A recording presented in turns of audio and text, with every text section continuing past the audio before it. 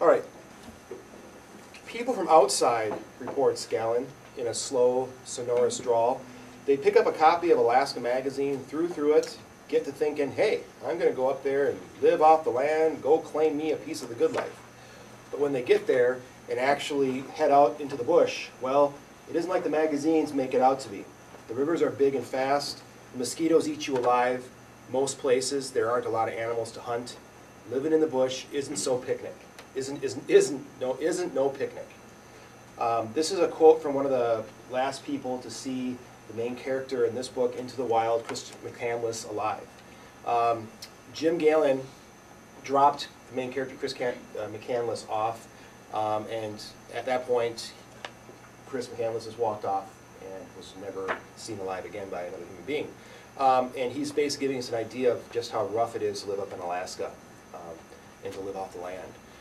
We've been talking about transcendentalism and Henry David Thoreau and his experiment of Walden Pond, to go and live on Walden Pond and basically try to live without the societal help, without any help. Self-reliance. Emerson's self-reliance also comes into play here.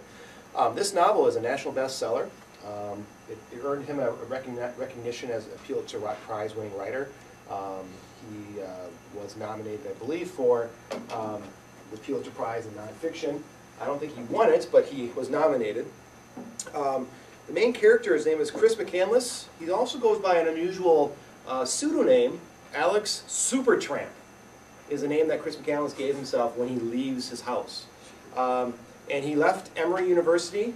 He gave away all of his inheritance, all of his college fund money to Oxfam, which is a charitable organization. He gave away $24,000. He burned all of his money, cut up all of his credit cards, and destroyed all of his photo ID information. And he didn't want to live under those specific guidelines. So this book moves back and forth through time. It starts at the very end, really. It tells you basically that Chris McCandless dies and is found in a burned out, broken down school bus just west of Fairbanks, Alaska. And here is a map up here of where his final resting spot was. And the line in red here shows you the locations that he visited in this novel as he traveled across country. He spent a great deal of time in Carthage, South Dakota, working at Combine. And we get to hear about the experiences there, and the people talk about him there. And he travels all over the country meeting people and interacting with individuals and teaching them about himself and giving them sort of hopeful, anecdotal type lessons in life. The author, John Krakauer, investigates the tragic end of Chris McCandless. He interviews people he meets. He also interviews Chris's family and his friends back in Virginia.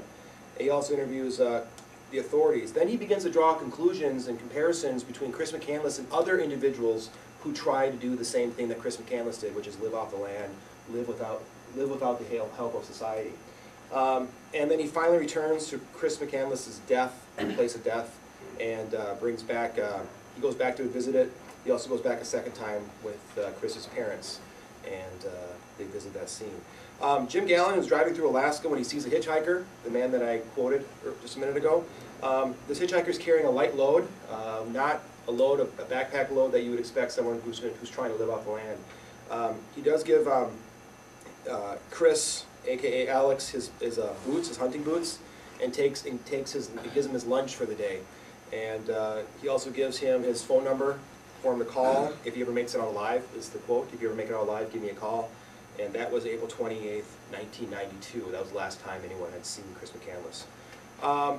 So basically, that's the story. And as we get into this novel, we'll be drawing a lot of comparisons between what went wrong. Is it a functional, is it realistic to try to do what Chris McCandless did? And would any of you attempt to do something like this? And so I'm going to end with another quote here.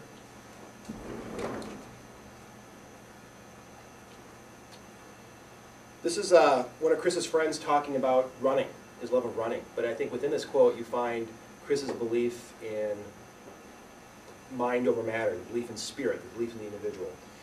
He said, McCandless viewed running as an intensely spiritual exercise verging on religion. Chris would use the spiritual aspect to try to motivate us, recalls Eric Hathaway, another friend of the team. He'd tell us to think about all the evil in the world, all the hatred, and imagine ourselves running against the forces of darkness, the evil wall that was trying to keep us from running our best. He believed doing well was all mental, a simple matter of harnessing whatever energy was available. And as impressionable high school kids, we were blown away by that kind of talk. Again, believing that doing well was all mental. Nothing to do with physical, but all mental. And I think that's an important point to make about his attitude. Chris did not believe that failure was something that he was capable of doing. He believed in something, he set a goal, he set out to do it. And so, again, an example of that. When Chris's body was found, all that they found was a camera with 5 film canisters of undeveloped film, a diary with 113 journal entries that he had written in his living out there, an SOS note taped to the exterior of the bus telling people that if they found him, he needs help because he had unintentionally poisoned himself by eating some food, some roots that were in the ground that were poisonous, and his body at autopsy was